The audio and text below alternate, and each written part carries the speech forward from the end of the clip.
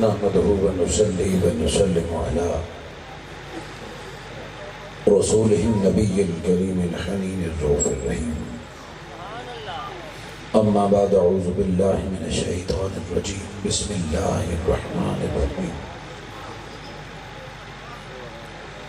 ويقول الذين كفروا لست مرسلا قل كفى بالله شهيدا بيني وبينكم ومن عنده علم الكتاب صدق الله مولانا العظيم مولاي صل وسلم دائما ابدا ابدا ابدا على حبيبك خير خلق كلهم اللهم صل على سيدنا محمد وعلى آله وأصحابه وبناته وعشاقه أجمعين.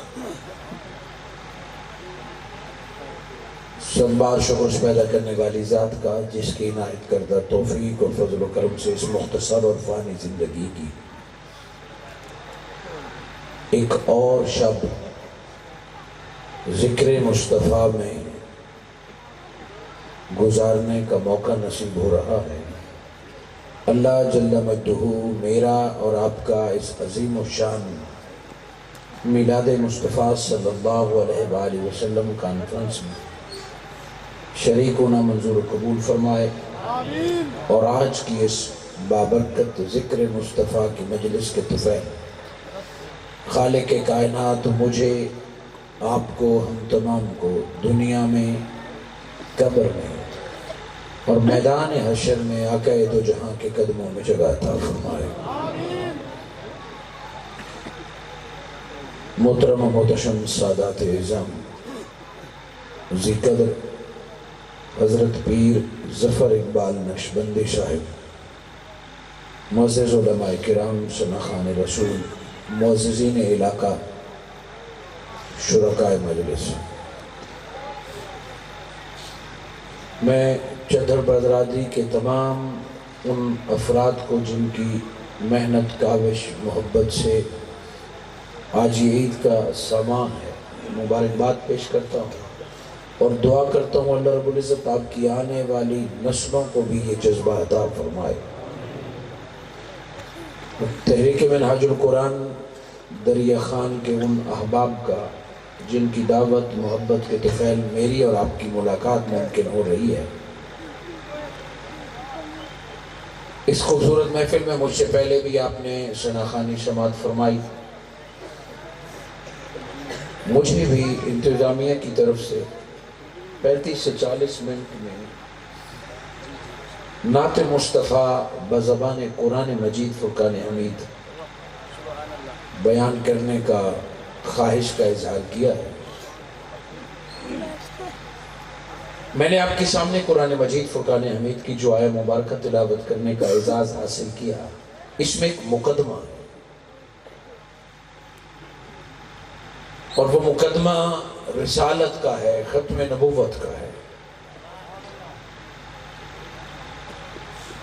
روز اول سے لے کے آج تک ہر دور میں حضور صلی اللہ علیہ وآلہ وسلم کی ذات کے، صفات کے، رسالت کے، صحابہ کے، آل کے کسی نہ کسی طریقے سے دشمن رہے جنہوں نے اپنے آپ کو برباد کرنا ہوتا ہے، جنہوں نے اپنی عاقبت، اپنی قبر اور اپنی زندگی کو جہنم بنانا ہوتا ہے، وہ حضور کی آل کے دشمن ہو جاتے ہیں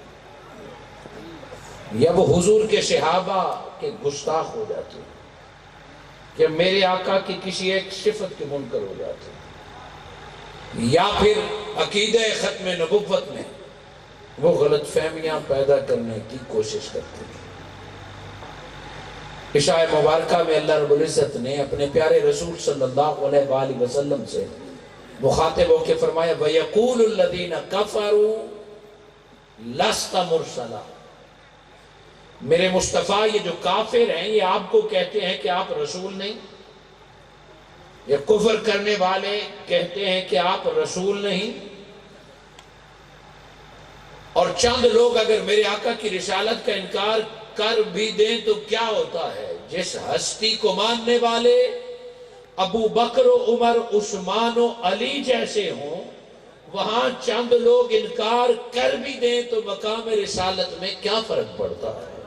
چند لوگوں کے فرق کرنے سے کوئی نہیں پڑتا۔ جس کا حامی و ناصر، جس کا چاہنے والا، جس کا محافظ خود اللہ ہو، اس ہستی کا ذکر دنیا کیا کم کرے گی جس کو رب نے وعدہ دیا ہو وَرَفَعْنَا لَكَ ذِكْرَكَ۔ چند لوگ انکار کر بھی دیں، ایسے گھٹیا لوگوں کو اگنور کرنا ہی بہتر ہوتا ہے۔ مگر اللہ رب العزت نے فرمایا وہ لوگ جو کہتے ہیں کہ آپ رسول نہیں ہیں، قل پیارے آپ فرمائیے تو صحیح، آگے آیت نہ پڑھے نا، اپنے عقل سے سوچیں تو لگتا یوں ہے کہ اللہ فرمائے گا میرے نبی یہ آپ کی رسالت کا انکار کرتے ہیں، آپ کہیے تو صحیح۔ اللہ ان کو غرق کر دے گا، ان کے چہرے مسخ کر دے گا، ان پر پتھروں کی بارش کر دے گا، اللہ رب العزت ان کو زمین میں دھسا دے گا، زلزلے برپا کر دے گا۔ کیوں؟ اسی لیے کہ ہم نے قرآن میں پچھلے عذابوں کا ذکر پڑھا ہے۔ کوئی بھی عذاب توحید کے انکار کی وجہ سے نہیں آیا، کوئی بھی عذاب جہنم یا دوزخ کے انکار کی وجہ سے نہیں آیا۔ روئے زمین پر اگر قوموں پر عذاب آیا ہے تو نبی کی دشمنی کی وجہ سے آیا ہے، نبی کی بے ادبی اور گستاخی کی وجہ سے آیا۔ جتنے عذاب انسان پر من اللہ آئے وہ نبی کی شان میں بے ادبی اور گستاخی کی وجہ سے آئے۔ ان کافروں نے کہا کہ آپ رسول نہیں ہیں، لگتا یوں ہے کہ اللہ فرمائے گا میرے حبیب آپ کہیں تو صحیح، اللہ ان کو غرق کر دے گا، فرشتے بھیج دے گا، ان کو مسخ کر دے گا، دریاؤں سمندروں میں بہا دے گا، طوفان نوح ہو یا بنی اسرائیل پر آنے والے عذاب مثالیں موجود ہیں۔ اس قوم کو مٹا دیا جائے گا، اور یہ تخمینہ اور اندازہ غلط بھی نہیں ہوگا، کیونکہ بخاری شریف میں ہے طائف کے مقام پر جب میرے آقا کو ان بدبختوں نے پتھر مارے، حضور صلی اللہ علیہ وآلہ وسلم کا خون مبارک نکلا، بچے آپ کے پیچھے لگا دیے کہ ان کو پتھر ماریں۔ اس وقت جبرائیل علیہ السلام آئے، یا رسول اللہ میں آپ کا چاہنے والا جبرائیل آیا ہوں، میرے پاس طاقت ہے کہ میں دو پہاڑوں کو ملا کے اس بے ادب قوم کو درمیان میں پیش دوں، مجھے اجازت دیجئے اس قوم کو میں مٹا دوں کہ جس کو آپ دعوت دینے آئے اور وہ آپ کو پتھر مارتے ہیں۔ میرے آقا صلی اللہ علیہ وآلہ وسلم نے فرمایا جبرائیل مصطفیٰ مٹانے نہیں آئے، بستیاں سجانے آئے ہیں، مصطفیٰ عذاب نہیں رحمت لے کے آئے ہیں۔ جبرائیل پیچھے ہٹ جا، مجھے رب سے یقین ہے، اور پتھر مارنے والوں کے لیے ہاتھ اٹھا کے دعا کہا مولا یہ ناداں ہے، ان سے ناراض نہ ہو، یہ تیرے نبی کو ابھی جانتے نہیں ہیں، مولا ان کو اور ان کی آنے والی نسلوں کو اسلام عطا فرما۔ یہ ہے شان رحیمی، یہ ہے رحمت للعالمین۔ وہ یہ رب جانتا تھا کہ میں مصطفیٰ کو آفر کر بھی دوں نا، میرا حبیب پھر بھی معافی کی درخواست کرے گا، میرا حبیب اپنی امت کو جہنم میں جلتا ہوا نہیں دیکھ سکتا، روتا ہوا نہیں دیکھ سکتا۔ مصطفیٰ نے تو رو رو کے عذاب رکنے کی دعائیں مانگی ہیں، پیدا ہوتے ہی پہلی دعا یہ مانگی میری امت پر مولا عذاب نہ دے۔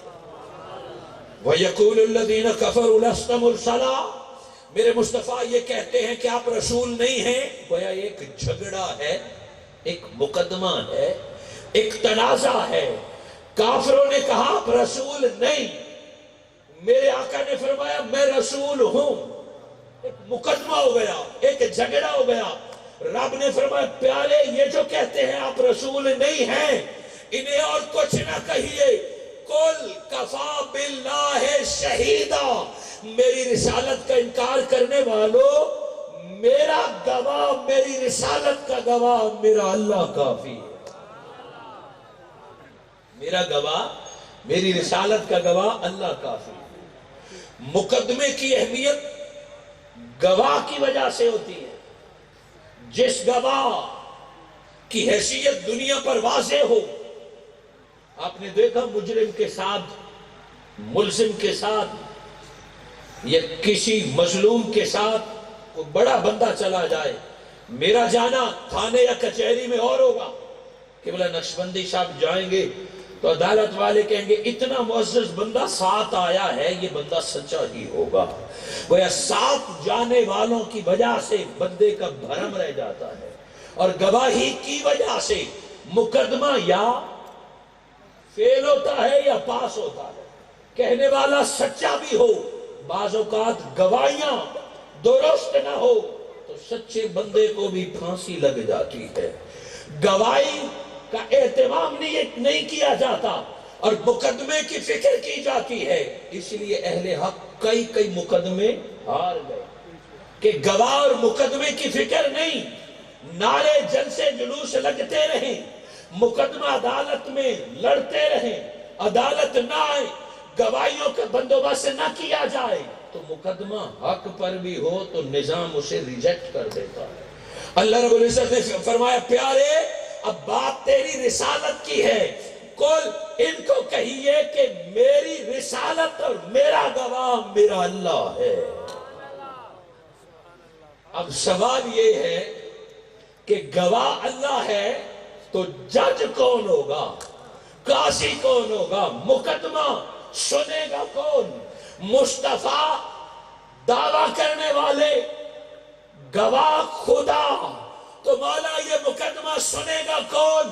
ایک طرف فریق کافر ہے، دوسری طرف اللہ کے نبی فرماتے ہیں میں رسول ہوں، رب تو پیش ہو گیا بطور گواہ، اب فیصلے کیسے ہوں گے؟ کہ یوں تو رب حاکم ہے، یوں تو رب عادل ہے، یوں تو رب فیصلے کرنے والا ہے، وہ احکم الحاکمین ہے، اس کی موجودگی میں کوئی اور فیصلہ کرے یہ اجازت نہیں ہے، مگر جب بات محبوب کی ہوگی تو رب گواہ کے طور پہ آئے گا، جس مقدمے کا گواہ رب ہوگا فیصلے سے پہلے مصطفیٰ جیت کا اعلان کر دیا جائے۔ جس کی طرف خدا ہو جائے پھر اسے کون ہرا سکتا ہے؟ آپ فرمائیے کہ میرے مقدمے کا گواہ، شہید کے کئی معنی ہیں، میں ایک معنی بیان کرتا ہوں کہ اس رسالت کا گواہ اللہ ہے۔ اب گواہ کو موقع پر موجود ہونا چاہیے۔ میں کہوں کہ میں یہاں ہوں، میرے پاس گواہ بھی اسی پنڈال کا ہونا چاہیے، یا میں کہوں گا کہ پیر صاحب میرے گواہ ہیں میں یہاں ہوں، وہ موجود تھے اسٹیج پہ، یا میں کہوں گا نصیر الدین منہاج القرآن کے ناظم ہیں یہ موجود ہے میں بیٹھا ہوں، وہ میں گواہ تو وہ ڈھونڈوں گا جو موقع پر موجود ہوگا، اور گواہی اس کی قبولی نہیں جو موقع پر نہیں۔ اے اللہ تو گواہ ہوگا۔ جھگڑے تو سارے یہی ہیں، حضور کی ذات کا تو کوئی دشمن نہیں تھا، میرے آقا کو تو کافر صادق کہتے تھے، امین کہتے تھے، حضور کی صفات کے تو وہ قائل تھے، جس دن کہا ہو اللہ ہو احد، وہ اللہ ایک ہے، دشمنیاں تو اسی دن سے شروع ہوئی، مقدمے تو اسی دن سے شروع ہوئے جس دن تیری توحید کو بیان کیا۔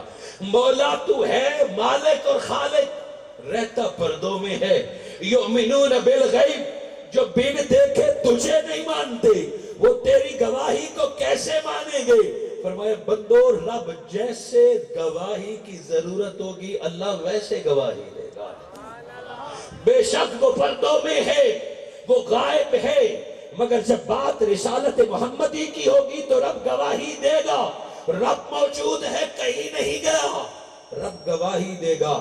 تو گواہی کبھی قولن ہوتی ہے کبھی فعلن ہوتی ہے، کبھی کبھار زبانی گواہی سے بات حل ہو جاتی ہے۔ میں کہوں کہ میں شاہ صاحب سے محبت کرتا ہوں، جو مجھے جانتے ہیں یا مانتے ہیں وہ کہیں گے ٹھیک ہے جی علامہ صاحب نے کہا تو یہ گواہی ہم نے مان لی کہ وہ سادات سے محبت کرتے ہیں۔ اور کبھی ایسے لوگ ہوں گے وہ پوچھیں گے کہ آپ سیدوں سے محبت کرتے ہیں، میں اٹھ کے جاؤں گا اور سید کا ہاتھ چوم کے دکھاؤں گا کہ تم نے زبانی پوچھا ہے، لے میں عمل کر کے دکھاتا ہوں کہ میں سادات کا ادب کرنے والا۔ کبھی قولن گواہی کام آ جاتی ہے اور مقدمہ ختم ہو جاتا ہے، کبھی ثبوت چاہیے ہوتا ہے فعلاً۔ مولا تو اپنے محبوب کے حق میں قولن گواہی دے گا کہ فعلاً گواہی دے گا؟ کہ جو قول ماننے والے ہوں گے ان کے لیے رب قولن گواہی دے گا، اور جن کو قول کی سمجھ نہیں آئے گی پھر رب تیرا اللہ فعلاً گواہی دے گا۔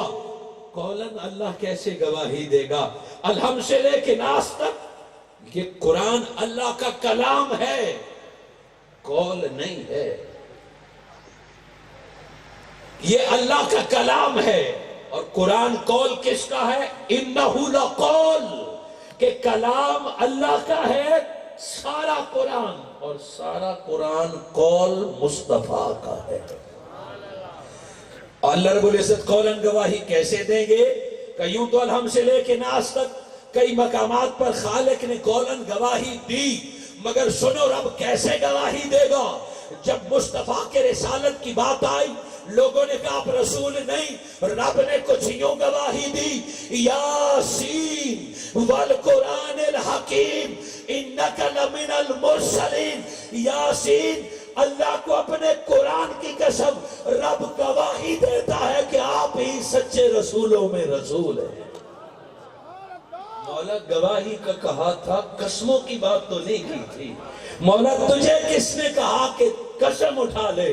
فرمایا بات رسالت مصطفیٰ کی، اور گواہی رب دے گا تو وہ قرآن جو تمہارے سامنے موجود ہے، والقرآن الحکیم، مجھے اپنے قرآن کی قسم کہ اس جیسا سچا رسول تو ہے ہی نہیں، یہ رسولوں کے سردار ہیں۔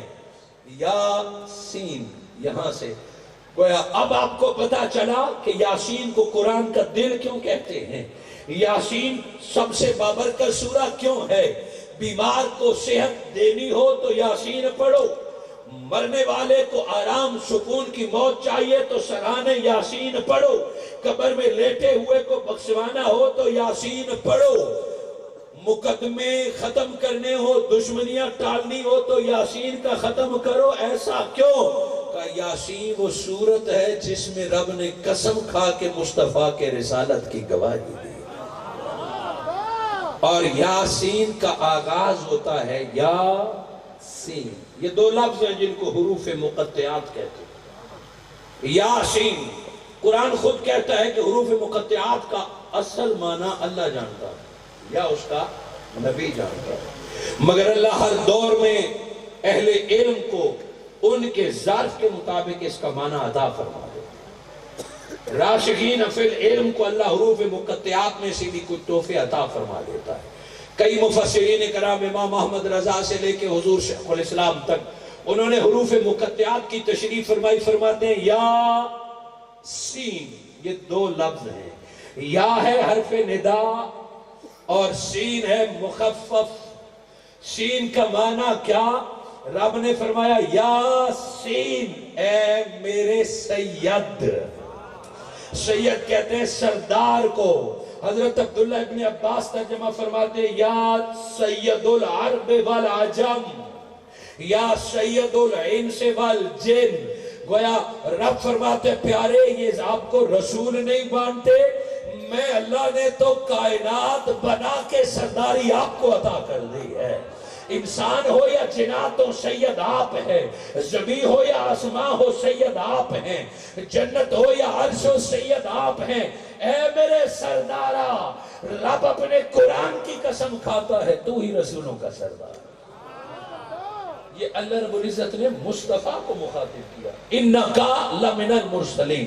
گویا رب نے ان کافروں کو دیکھا ہی نہیں جو مقدمہ کرنے آئے ہیں، مصطفیٰ کو کہتے ہیں، آپ کو اللہ کہتے ہیں کہ ان کی بات نہ سن، انہاں دی نہ سن، انہاں دی نہ سن، محبوب کو دیکھ، ان کو نہ دیکھ، میں اللہ کہہ رہا ہوں کہ آپ رسولوں کے سردار ہیں۔ یہ نبی مانے رب جو آپ کو کہہ رہا ہے، یہ نبی سے مخاطب کیا۔ گویا ایک تو مصطفیٰ اپنے محبوب کو تسلی دی، اب ان کافروں کو مخاطب کیا۔